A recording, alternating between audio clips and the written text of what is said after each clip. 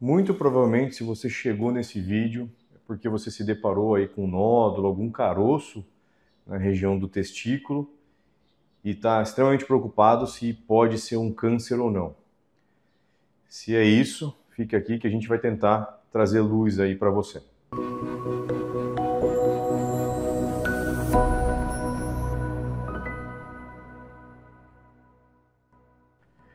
Olá, meu nome é Bruno Vedovato, sou médico, urologista. Então, isso é uma das perguntas mais frequentes que eu tenho aqui no canal, nos comentários e até lá também no meu Instagram, nas caixinhas de pergunta.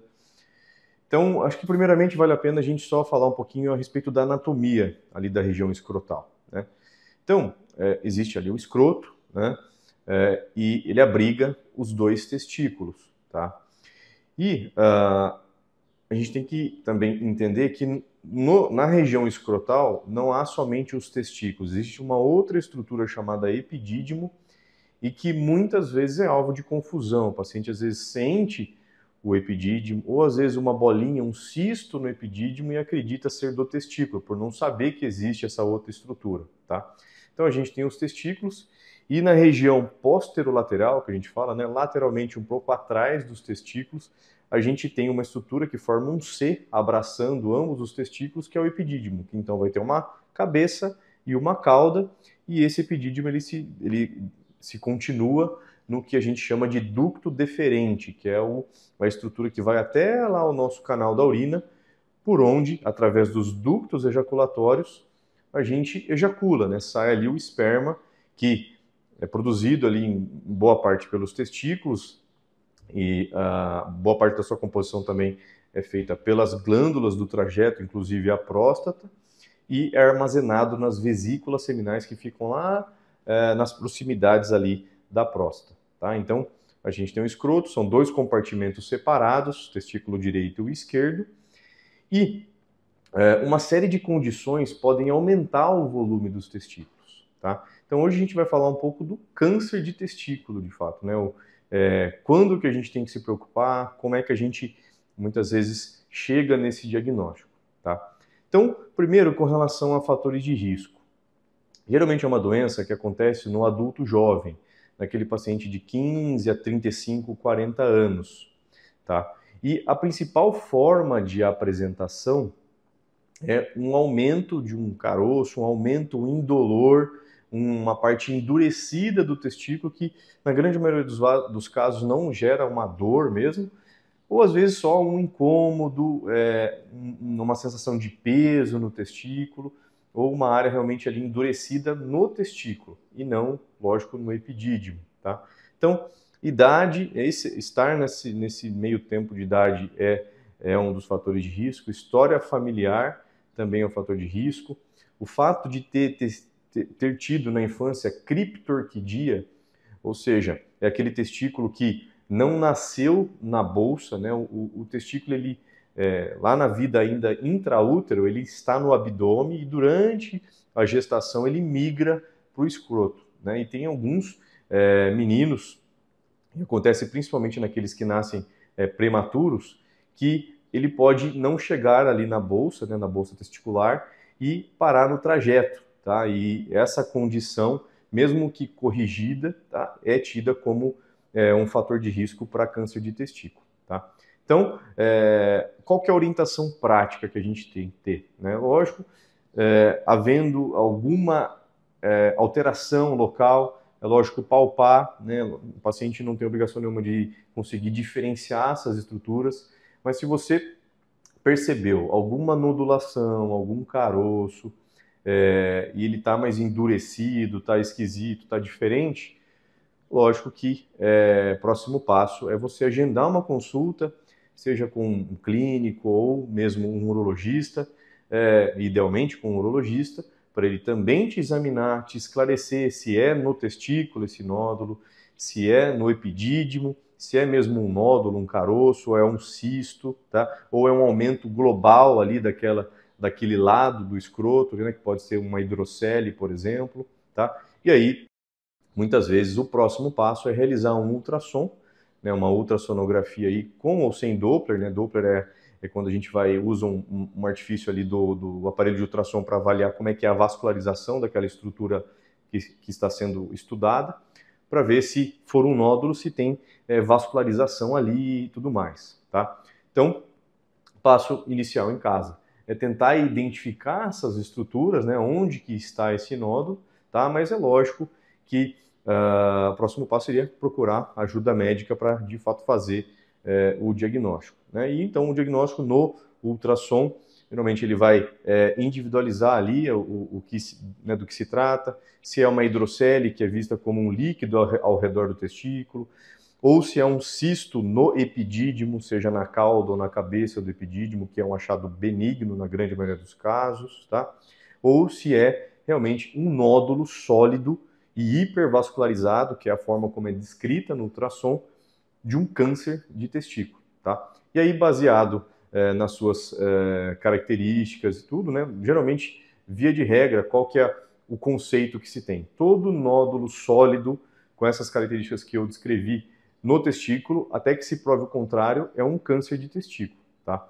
E aí a gente vai lançar mão de alguns exames laboratoriais, né? Porque existem o que a gente chama de marcadores tumorais. A gente basicamente tem dois grandes grupos de cânceres de testículo, os seminomatosos e os não seminomatosos. E esses marcadores vão nos ajudar a ter uma ideia para diferenciar, antes mesmo de ter a peça ali, de ter a análise do microscópio desse testículo, de ter uma ideia de qual tipo a gente está lidando, tá? Mas feito o diagnóstico, feito esses marcadores tumorais, se faz também o estadiamento da doença, então a gente geralmente pede exames que vão contemplar o tórax e vão contemplar o abdômen, tá? Então, geralmente uma tomografia que vai mostrar se há algum sinal, algum sítio de disseminação. Né? O primeiro sítio de disseminação desse tipo de câncer são os linfonodos, né? As ínguas, que estão ali na região que a gente chama de retroperitônio, que é ali, vamos dizer, próximo da coluna, na região ali do nosso tronco, tá? E também no pulmão, por meio, então, da avaliação de uma ou tomografia ou raio-x, uma radiografia de tórax. Então, feito esse estadiamento independente do resultado desses exames, o passo seguinte obrigatório é a retirada desse testículo, tá? Então, o tratamento é a orquiectomia radical, então, que é feito por via inguinal, tá? Isso é um outro dado, não é feito pelo escroto, porque existe uma chance maior quando a gente tem a suspeita de um câncer, de se você aborda via escroto, de haver uma recidiva, um retorno desse câncer no local ali, no escroto, tá? Então, é um conceito que quando você vai operar um testículo por câncer, é feito por uma inguinotomia, uma incisão que é feita ali no pé da barriga, na região da virilha, tá? E por ali, então, é retirado o testículo mais um segmento do cordão espermático, que é a estrutura que leva, né, sangue, que caminham ali as estruturas que irrigam e inervam o testículo. E isso, então, é encaminhado para um patologista que vai, então, nos dar as características desse tumor, que são tamanho, quais as camadas do testículo esse câncer acometeu, tá? E o tipo histológico, se é um não seminoma, se é um seminoma. Dentro dos não seminomas existem subtipos, tá? E aí, com essas informações, junto com o resultado dos exames de estadiamento, a tomografia, por exemplo, a gente vai definir se esse paciente vai ou não precisar de um tratamento complementar, seja ele quimioterápico ou radioterápico, tá? Um outro dado também, que esse é um vídeo informativo, ele não vai substituir uma consulta, mas é bom vocês, diante desse possível diagnóstico, até ter essa informação para questionar o médico, né, para perguntar, para se informar, a respeito da criopreservação de sêmen, tá? O que é isso? Quando o paciente ele vai fazer um tratamento de um câncer de testículo, a gente vai retirar o testículo e pode ser que seja necessário uma quimioterapia, pode haver um prejuízo, um dano à sua fertilidade futura. Então, se esse paciente não tem prole constituída, ou seja, ele não tem filhos ainda e tem intenção de tê-los, a gente, né, como urologista, sempre oferece, antes de fazer o tratamento, a preservação dos espermatozoides. Então, existem clínicas, né, que fazem isso, em que o indivíduo deixa lá o seu esperma e é feita uma criopreservação, né, uma preservação desses testículos para depois, caso esse paciente tenha algum prejuízo importante da sua fertilidade, da qualidade do seu espermograma, dos seus espermatozoides, que o comprometa de ter uma gravidez ali natural, ele pode lançar mão desse material criopreservado para daí, por via de técnicas de fertilização assistida, obter a paternidade, tá bom? Então esse é um dado importante. Então, esse foi um panorama geral a respeito de câncer de testículo, é um tema que pedem muito para a gente falar aqui. Então, forma de apresentação, né, geralmente é um nódulo, um caroço, crescimento lento e progressivo, geralmente indolor, pode ter alguma sensação de peso ou incômodo local em algum momento, que muitas vezes é o que motiva o paciente a procurar o médico, tá? O diagnóstico geralmente é a palpação, né, que a gente vê que é realmente um nódulo sólido no testículo, então a palpação já dá uma boa pista para a gente.